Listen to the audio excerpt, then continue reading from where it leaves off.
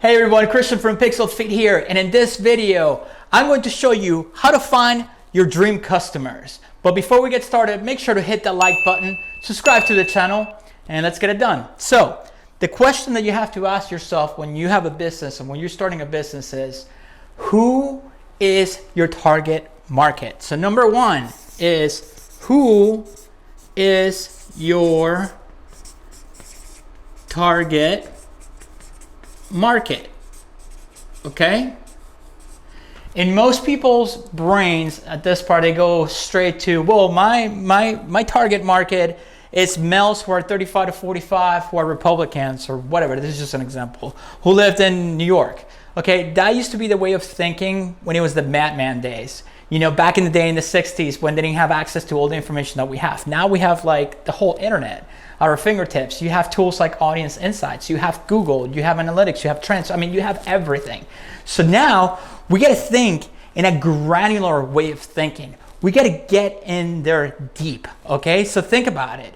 Now, when you can get granular information like, what band are they into? What kind of car do they drive? Are they into dogs or cats? Right? So if you're selling a pet product that's black with metal studs, you target somebody who's into, you know, heavy metal or bands like Slayer or Metallica, and who drive a sports car if it's a product designed for the sports car, safety belt thing or something. So you get the idea. We can get super granular. So if you're selling coffee, you can target people who, you know, go to Starbucks a couple days a week, or who are visiting, you know, coffee shops in general, or who buy different coffee brands, who are in those demographics, right? So you have to think of that granular thinking. You really got to do the research to get into it, okay? And you got to be relevant. You got to speak directly to them. You got to be super hyper targeted. So if you're targeting somebody who's into coffee, who goes to Starbucks 3 days a week, and you're selling a coffee product,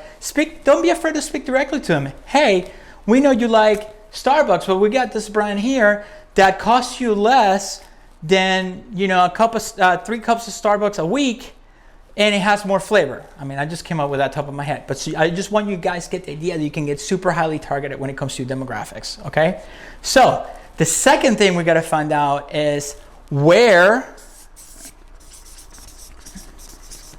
does your target market hang out? I know I have horrible handwriting, but you guys get the idea. So where does your target market hang out? So this is where you got to think. You got to put yourself in their shoes, right? And an easy way to do this that I like to do to find this out is, you know, I go to Facebook business pages, right, for brands. And then I start digging through the posts and I start looking at the comments. And then when somebody's commenting, hey, I already purchased this, or I love this product, or I'm subscribed to this, or I buy it all the time, I click on their name and you'll be amazed of how many people don't have their privacy settings set up. I call it the creeper method. I'll show you this, guys, in another video. But anyway, so you go to their profile and you can actually see the page that they like. Where do they hang out? Where do they check in? You'll be amazed how many people don't hide that stuff and don't have it in private. So we're gonna think about, where do they hang out? So for example, let's go back to our example of somebody who's into, you know, heavy metal, like bands like Metallica, Slayer, or whatever. Where do they hang out? What concert venues do they go to? What pages do they follow? Like, I can tell you off the top of my head, Blubbermouth, or, you know, Heavy Metal News, or, you know, there's a million publications like that. They have forums. There's actually musical forums. You go on Google and search, you know, heavy metal forums, or coffee forums, or, you know, watch forums. Somebody who's into watches, right? And start looking where they're hanging out. Okay, so look at the blogs. What blogs are they reading? What blogs are they subscribing to? And then even deeper, you can go, well, Facebook groups. Now we have all these Facebook groups that you can go and join, right? You can go in these Facebook groups. You can see the questions that people are asking all the time. The people that you know, what solutions are they looking for? What type of deals are they looking for? What are their favorite products? Go to their Facebook groups. Go, you know, think about, like, well, not spying, but you're infiltrating the trenches. You're trying to see what people are into. So if you don't know the demographic, that's how you get in their heads, right?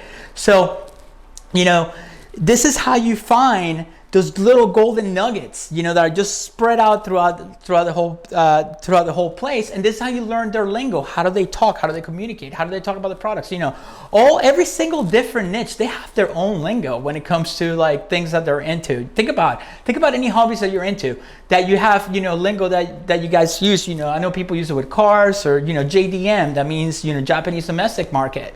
So people who are into Japanese cars, you know, they usually refer to them as JDM. Right? So think about that. You got to learn all this lingo. So when you're writing the copy for your ads and you're trying to speak for your audience, it resonates with them. It shows them that you know what you're talking about, that you're part of their tribe. That's basically what it comes down to. Okay. And then number 3 right here is, once you find your audience and you find out where they hang out at, the question is, how do you get them to leave and check out your offer or check out your page, right? So how do you get them to leave? All right, so one of my favorite examples here, and you can find this in the .com secret books, which is down in the description under the top 3 favorite books that I have. And if you haven't read them, you got to do it, okay? So this is one of my favorites, and I learned this one from the .com secrets book, is think about the National Enquirer, okay? So the National Enquirer, where do they place the National Enquirer? It's not only the National Enquirer, all these tabloid magazines. Where are they placed at? They're always placed in the busiest place ever, which is the checkout lane at the grocery store. So what do we all do when we're sitting at the grocery store in the checkout lane? Yes, we pull out our phone, we look at our phone, but I know all of you have looked at the headlines on the magazines. People Magazine, National Enquirer. National Enquirer is by far my favorite. They have the most ridiculous headlines ever, and they're always big and yellow and red, and the pictures are photoshopped, like Kim Kardashian, you know, aged like 30 years over the weekend, and then like Photoshop her with like wrinkles and stuff like that, and it's super ridiculous and it grabs your attention. So this is actually something that I do when I'm trying to get ideas how to infiltrate these groups and forums. Once, you know, go back to number 2, you already know their lingo. You can go in there and with a good headline, with a good hook, you can pull them out to check out your offer. Now you got to be careful about you do this, especially groups and forums. You don't want to go in there and selling. You want to join these groups and you want to join these forums, and you want to give value to your audience so they communicate with you. You get to know them, you get ideas. And if you already have a product or you're going to release a product to them, they already have trust in you. So guess what? When you go try to sell them, it comes back to the rule that I explained in many videos before. You know, like Gary Vee says, jab, right hook, which is content, sell, right? That's how you do it. You gain their trust, you offer valuable content, and then you ask for the sale. And then the example that I'm using of National Enquirer is the hook or the headline to pull them away and to bring them to your offer or to your site. That's how you get them out of there. So when you follow these 3 rules and you know your target market and you know the people, that's so stupid, I can't believe I just dropped that. Anyway, so when you know your target market and you know the people you're going after, you know their lingo, what they're into, what they're not, you combine all of these and you're going to be successful, because your job as an entrepreneur, as a business owner, is to dig for the gold, to find that gold, to find that those diamonds in the rough.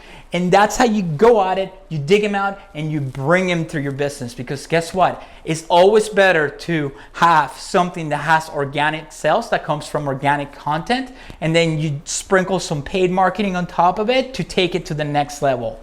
So if you have a proven offer, a proven product, and you know your demographic that's doing fantastic with organic, and then you sprinkle those Facebook ads, Google ads, or whatever paid advertising you want to do on it, that's how you skyrocket your brand to the next level. All right, that's how you do it. So let me know in the comments what you think about this video, any questions you may have, and make sure to click one of the boxes right above me somewhere in here and move on to the next video. Keep on learning, and I'll see you in the next video.